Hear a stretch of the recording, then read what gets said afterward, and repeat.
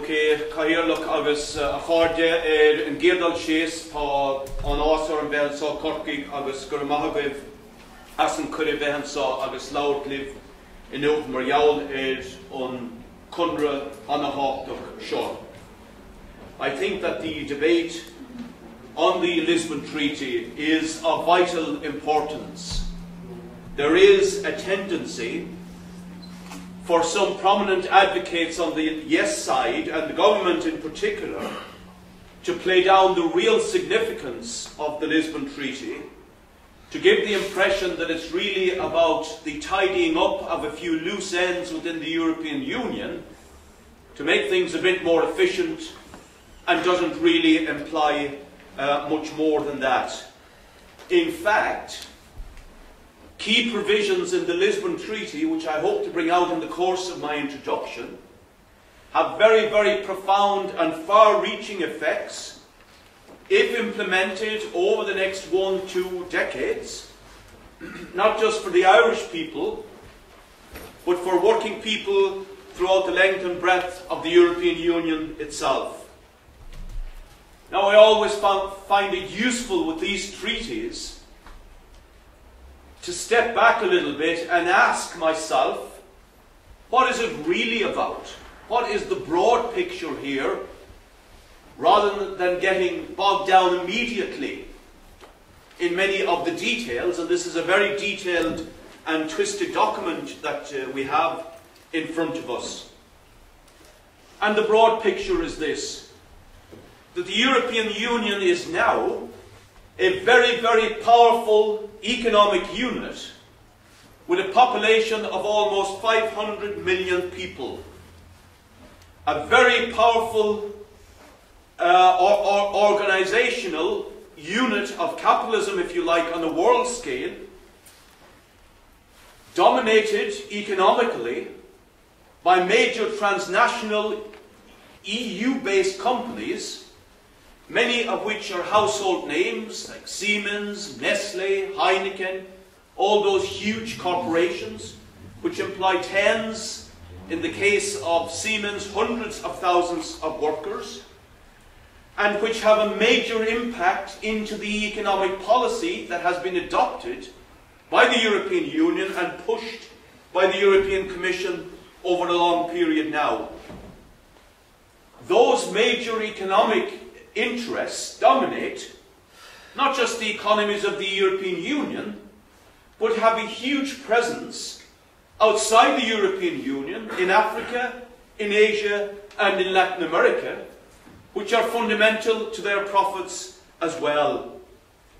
And what the Lisbon Treaty is about, in one aspect, is to fashion a foreign policy and a military wing for the Union that enables this capitalist bloc to stride onto the world stage in the next period of a decade or two on an equal basis to other superpowers, particularly the United States, and then also growing China, India perhaps, Russia perhaps as well. And this is a key factor in the changes to militarization policies, to the armaments policies, and to the common foreign and security policies. And the second key plank that I will develop tonight is that Lisbon also gives another huge push to the already established neoliberal economic agenda that has dominated the European Union in favour of the major transnational corporations, pushing issues like the privatisation of public services, water, health, etc., which they then want to come into in order to intensify and increase their profits. Now, in regard to the whole issue of militarisation, the European Union, or the Lisbon Treaty, gives a major impetus to the militarisation of the European Union. It is stated very boldly, and I quote, "Member States shall undertake progressively to improve their military capabilities." That same paragraph then goes on to describe the role of what is called the European Defence Agency. The European Defence Agency was set up in 2004. It was set up to coordinate the European Union armaments industry. And in the Lisbon Treaty, for the first time, the European Defence Agency is given a treaty, meaning a legal basis, an official basis, as an organiser of the European Union armaments industry. And the armaments industry is a huge block of interest inside the EU. It is something that is not talked about. You would be forgiven for not knowing about it, because it is an embarrassment, particularly to the social democratic organisations and even to the leaders of this country. But it is a massive economic interest, with huge companies like British Aerospace, like Italian Finmeccanica, like the EADS Group, which is co-owned by a number of interests in France and other countries.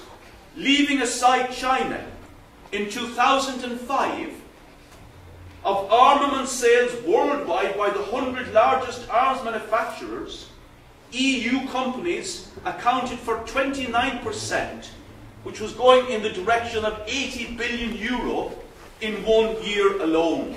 That, therefore, is a massive economic interest and a profit-seeking interest apart from anything else. Now, what the Lisbon Treaty does is to stitch the armaments industry as a crucial aspect of policy into the common foreign and security policy of the Union. And in case anybody is under any illusion as to the militarisation that is involved, just look, if you can, at the website of the European Defence Agency. And it says itself that it has 4 aims: developing defence capabilities, promoting defence research and technology, in armaments of course, promoting armaments cooperation, and then, most sinister, creating a competitive European defence equipment market and strengthening the European defence technological and industrial base. And what Lisbon does, therefore, is to give a huge push to this industry, which creates every year horrific weapons of mass destruction, and therefore encouraging and carrying on the obscene wastage of so much human talent and ability and resources in the creation of horrific weapons of mass destruction.